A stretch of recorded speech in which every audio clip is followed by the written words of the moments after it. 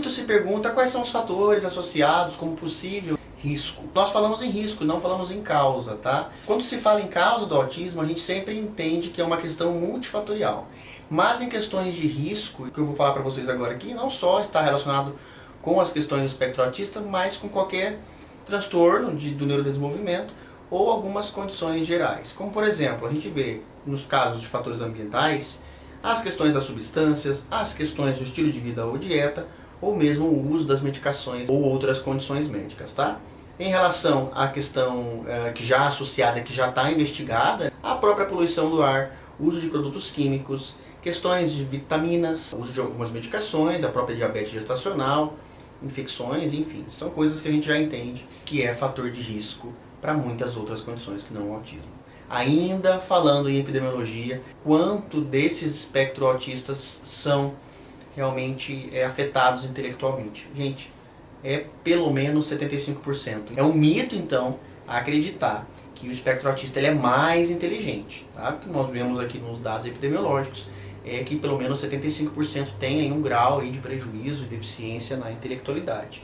Os autistas de alto nível são pouquíssimos, tá? Então não devemos associar nenhum transtorno com genialidade. Quando a gente fala do TDAH ou de alguns autistas, são pouquíssimos. E que vou além.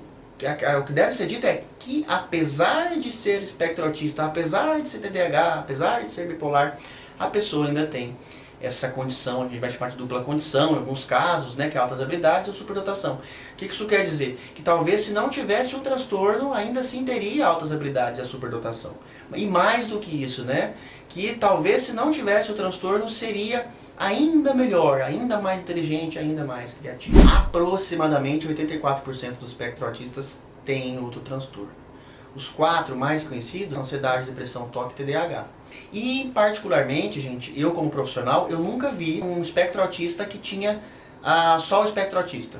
Geralmente tem outro transtorno aí, nós vamos chamar isso de comorbidade, ou seja, que afeta também outra área desse indivíduo. Se a gente pensar em espectro autista agora como autonomia, como que seria esse espectro autista na vida de adulto? Vocês vão ver que em questões de vestimenta e até mesmo atitudes, as pessoas que são TEA, elas se vestem e elas se parecem mais jovens do que são.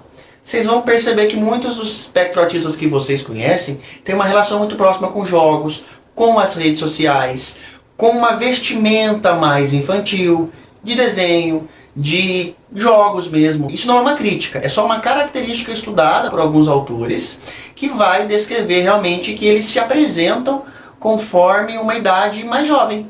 Relacionamento à amizade, gente, menos de 25% dos autistas têm pelo menos um amigo na vida. Ou seja, questão clara, né? Se tem essa dificuldade em relacionamento, é de se esperar mesmo que quando elegem um amigo ou uma amiga, que geralmente esse relacionamento, se bem aceito pelo lado de lá, é para a vida toda. Nesse sentido, menos de 14% casa. É comum ver espectro autistas solteiros ou tendo um relacionamento muito longo. Resumindo, né? Um autista é para a vida toda, literalmente, até num relacionamento. Então, pensando nos relacionamentos amorosos, eles têm uma certa dificuldade, inclusive sexual. Por quê? Devido às questões de sensibilidade. Então, a maneira que eles se tocam, né, e envolvem com o outro romanticamente, é muito singular, é muito particular, devido às dificuldades que eles têm, não só em criar laços, como manter os laços também.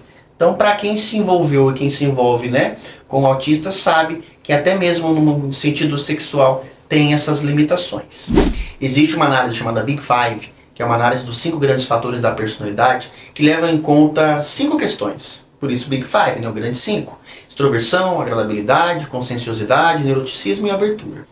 Nós vamos observar que eles têm scores baixos em várias coisas. Olha só, na extroversão é óbvio, né? O autista tem essa dificuldade de interagir, né, ou de socializar. O score de agradabilidade também é baixo.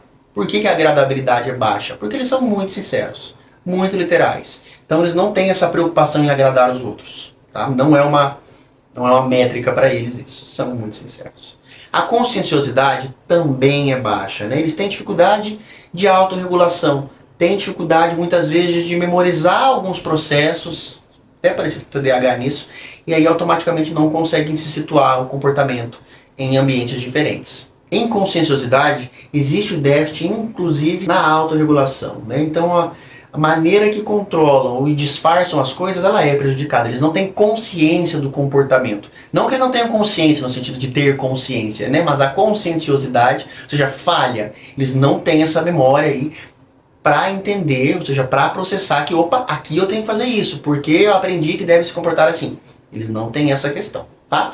No caso de neuroticismo é muito alto. O neuroticismo do TEA é alto porque tem uma tendência a focar no estressor. Então as flutuações de humor acontecem, depende de cada lugar, depende de cada pessoa. Então eles são, nesse sentido, mais neuróticos do que uma população aí que não tem espectro autista, tá? E a abertura deles também é baixa, porque tem uma certa dificuldade no novo, tem uma certa dificuldade a aceitar a experiência de abertura para com os outros, e os seus hobbies, né, os seus interesses geralmente são fixos ali em uma coisa específica, que é diferente na maioria das vezes do que é para a grande maioria. Ou seja, não é comum um autista gostar daquilo que todo mundo gosta, tá?